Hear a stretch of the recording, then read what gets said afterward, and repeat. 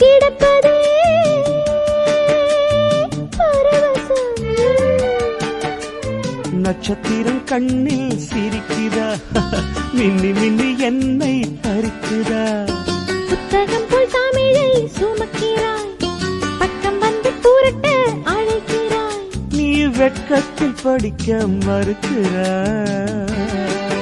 நீ சொர்க்கத்தை மிஞ்ச நினைக்கிறாய்.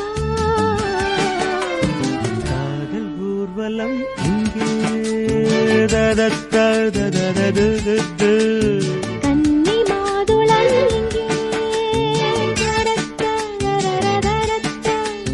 சோலைகளெல்லாம் பூக்களை தூவ சுகம் சுகம்